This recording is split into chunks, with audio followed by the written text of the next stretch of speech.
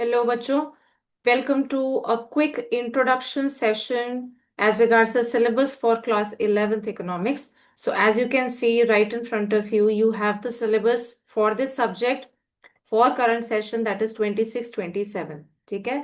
तो before I begin with any of the session, any of the concepts, सबसे पहले बच्चों मैं ये आपको clear कर दूं कि मैं कौन सी books follow करूंगी, what all syllabus do you have. So a brief outlay of that. ठीक है. So as a first thing, if you just see over here, what you have is 80 marks theory and project for 20 marks, right?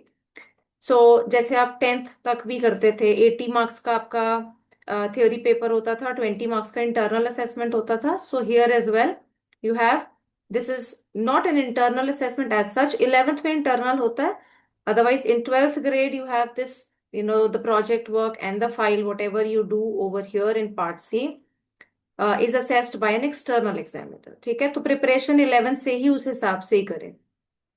As regards your theory, we have two parts, which implies you have two books to study, right? So syllabus उस हिसाब से आपका बढ़ जाता है यहाँ पे. Part A है बच्चों आपका statistics for economics, which is worth 40 marks. ठीक है. तो दो पार्ट्स हैं, दोनों की वेटेज 40 नंबर की है, right? So for statistics I will be following the book by T R Jain and V K Ohri. हो सकता है बच्चों आपके स्कूल में कोई डिफरेंट बुक रेफर कर रहे हो, आप वो भी रेफर कर सकते हैं. मैं यहाँ पे रेफर करूंगी बिकॉज इसकी language is relatively pretty simple. So this book is quite sufficient for 11th class statistics. ठीक है. तो स्टैटिस्टिक्स फॉर इकोनॉमिक्स देखते ही, स्टैटिस्टिक्स एक चैप्टर करके आपने मैथ्स में पढ़ा हुआ है, राइट? और स्टैट्स देखते ही हमें एक चीज याद आती है, mean median mode. So stats is not just about mean median mode, it's much more. ठीक है. तो मीन मीडियन मोड तो आएगा ही, मतलब न्यूमेरिकल्स भी आएंगे, उससे रिलेटेड थियरी भी रहेगी. So we have a good amount of content here as well, right? So सबसे पहला आपका इंट्रोडक्शन रहता है. So that's your the very first chapter itself. Introduction, collection, organisation and presentation of data. यहाँ पे बच्चों आपके पहले, इस बुक की बात कर रही हूँ, पहले 8 चैप्टर कवर हो जाते हैं. ठीक है. And they are worth 15 marks, right? इसमें भी थोड़ा सा डायग्रामेटिक पोर्शन और थोड़ा सा उस किस्म के क्वेश्चंस आते हैं. ठीक है. So say making a table, making a diagram, जैसे अपने बार डायग्राम्स किए हुए हैं. Otherwise it's mainly theory, right? Then you have your statistical tools and interpretation, that's another unit. और इसमें जैसे, if just to give you an idea as of now, you जो आपने पढ़ रखा है mean median mode, right? So that's your statistical tools. In addition to that, you have many other statistical tools as well, जो यहाँ पे आप पहली बार पढ़ोगे, right? So that is worth 25 marks. ठीक है. So this is chapter 9 onwards, right? So एक किताब आपकी रहेगी 40 नंबर की, that's your statistics for economics, which I will be doing from T.R. Jain and V.K. Ori's book. ठीक है. एक चीज बच्चों यहाँ पे क्लैरिफाई कर दूं. That's a very common sense वाला चीज, but still, because I have seen, students doing that. जब आप stats करेंगे, तो this is implied that you will be doing the questions, writing on a paper, right? As in a notebook. ठीक है. तो questions सिर्फ पढ़ना नहीं है. I have seen students that they are reading the numericals, reading questions. वो पढ़ रहे हैं और सीधा पेपर में हो जाएंगे, ऐसा नहीं होता. Please have a proper notebook with you, जहां पे आप चाहे थ्योरी के पॉइंट्स जॉट डाउन करें. Practice writing more and more, right? So when you do the numerical questions as well statistics के, तो you have to write them in practice. ठीक है. अदरवाइज स्टैटिस्टिक्स बहुत ज्यादा तंग करती है, पेपर में सीधा क्वेश्चंस नहीं होंगे. ठीक. Coming to part B, which is your introductory microeconomics, this is something actually fantastic and something very new. तो ये ऐसी वाली इकोनॉमिक्स आपने 9th और 10th में नहीं पढ़ी है. 9th 10th में जो आपने इकोनॉमिक्स पढ़ी है, that was obviously very basic on a different tangent, right? तो चाहे आपका डेवलपमेंट वाला चैप्टर हो गया, है ना, या यू टॉक अबाउट से that village of Palampur. Those were the relatively basic things. ठीक है. So microeconomics is one economic theory which we'll be dealing with. तो इस पे आपकी एक proper book है. This is again for 40 marks. यहाँ पे जो book मैं follow करूंगी that is by Sandeep Garg. और यहाँ पे बच्चों एक चीज आपको क्लियर कर दूं, आप खुद भी रियलाइज करेंगे, but just to begin with I must tell you this is relatively analytical.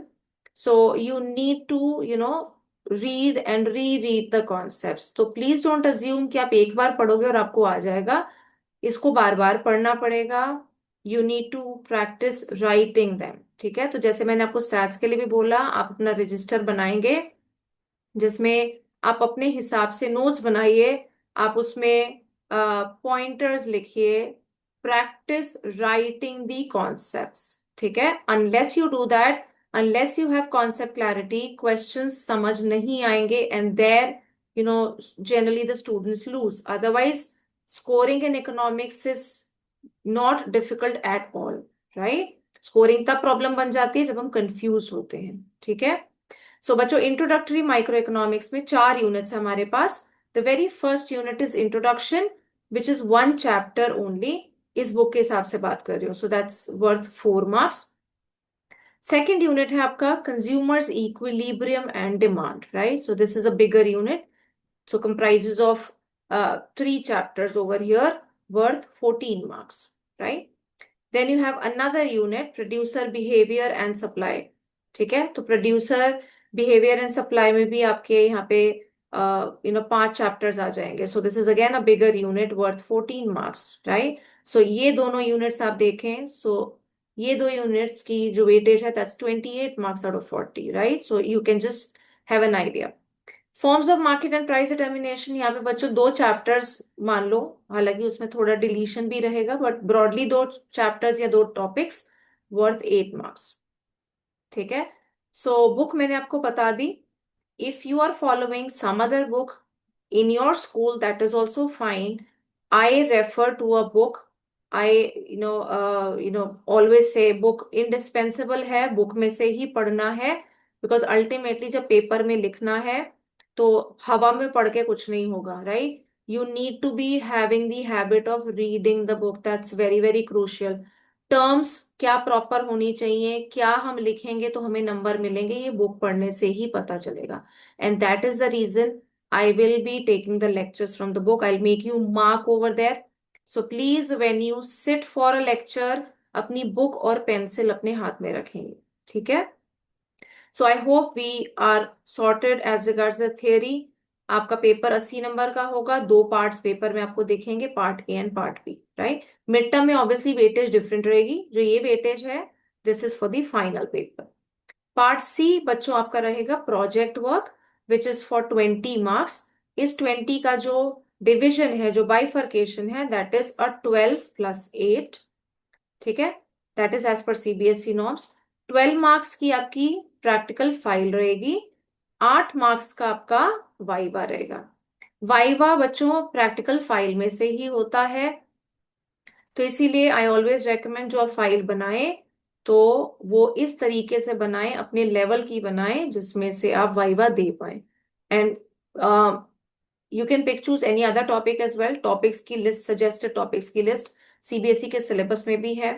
Otherwise what I usually recommend to the students, जो आपके टॉपिक्स जो आप चाहे स्टैट्स में या माइक्रो इकोनॉमिक्स में जो पढ़ रहे हैं, आप उसी में से टॉपिक उठाएं और बुक का कंटेंट तो कवर करें, उसके अलावा you can Google and search more content related to that. Right. So if you want to have more of the detail regarding the project, तो guidelines usually I always say जो आपको school में बताई हैं वो फॉलो करें. Otherwise, if you want any help, so there is a separate video on the project work. Please, you can see that one, right? So whatever detail you require, you may get the answers to that, right? So that was about the introduction, brief introduction to the syllabus. And I will be starting with the very first lecture will be on microeconomics. I'll be starting with the very first unit. That's your introduction. ठीक है? So please have your books in place when we start studying. I will see you in the next class for the introduction unit of microeconomics, right? So thank you so much.